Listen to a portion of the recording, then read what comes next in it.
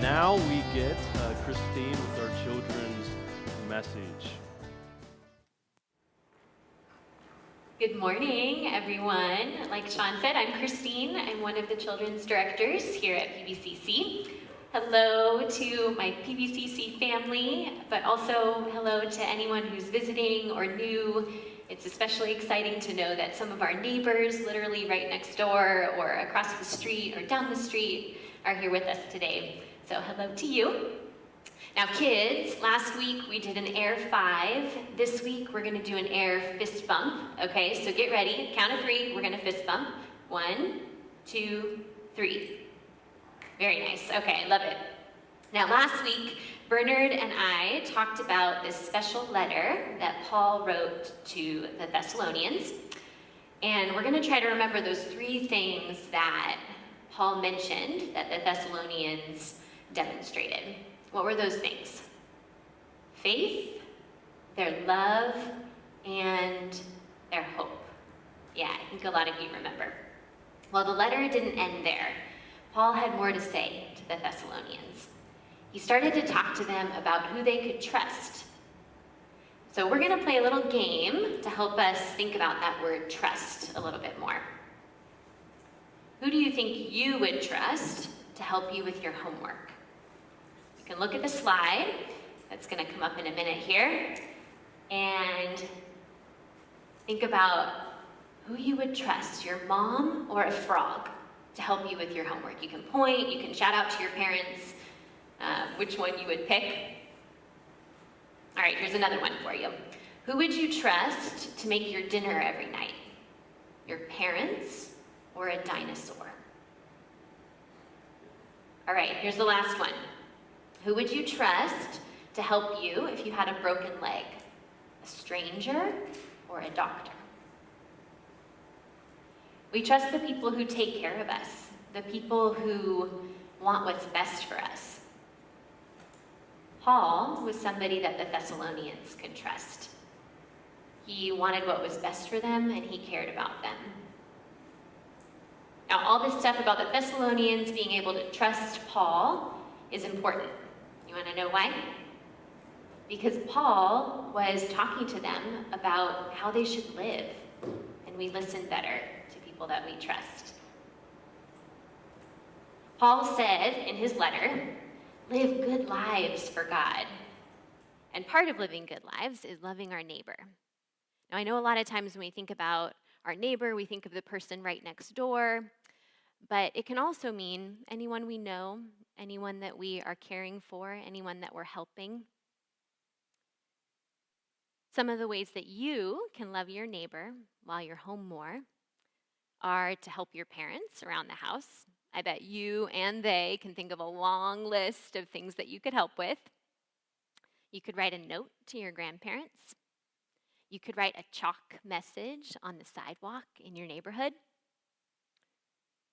Now, Sean is going to read a story in a little bit about loving our neighbors, and Bernard is going to keep talking about Paul's letter.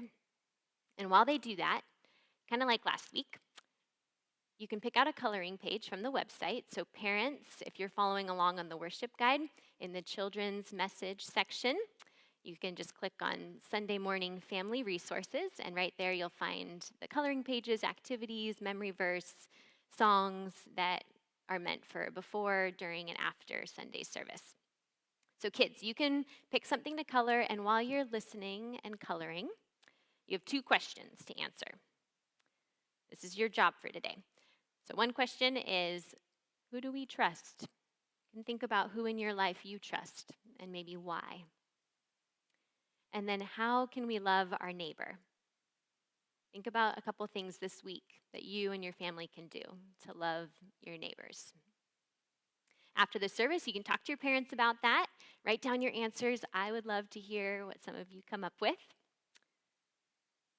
And to get us ready for Sean's story and Bernard's message, we're going to sing together. This song is new to a lot of you. My Kids Club friends know it, but it's called Jesus is the Great Good News. So please join in as soon as you are able.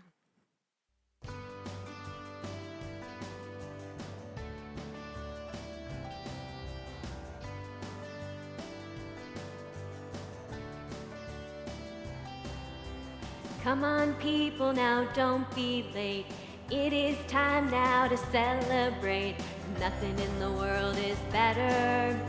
Nothing in the world compares. Come on, people, now jump on in. We are giving the praise to Him. Nothing in the world is greater than God's love for you and you and you. Jesus is the good, good news. He's the way, life, and truth. Gave His life a sacrifice. He paid the price. Jesus is the good, good news. He's the way, life, and truth. He forgives all our sin. He's the Lord. He's our friend. Jesus is the great good news. All right, try it with me this time. Come on, people, now don't be late. It is time now to celebrate. Nothing in the world is better. Nothing in the world compares. Come on, people, now jump on in. We are giving the praise to Him. Nothing in the world is greater than God's love for you and you and you. Jesus is the good, good news. He's the way, life, and truth. Gave His life a sacrifice. He paid the price. Jesus is the good, good news. He's the way, life, and truth. He forgives all our sin. He's the Lord. He's our friend. Jesus is the great good. Jesus is the good, good news. He's the way, life, and truth. Gave His life sacrifice. He paid the price. Jesus is the good, good news. He's the way, life, and truth. He forgives all our sin. He's the Lord. He's our friend. Jesus is the great good news.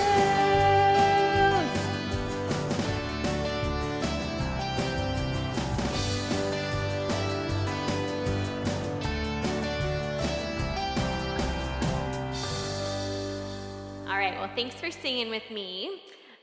Just a quick note to the kids. Next week is Palm Sunday, and we would love for you to bring with you into your living rooms a palm branch or something that looks like a palm branch. So later in the week, we'll be posting on the website a craft that you can use to make your own palm branch.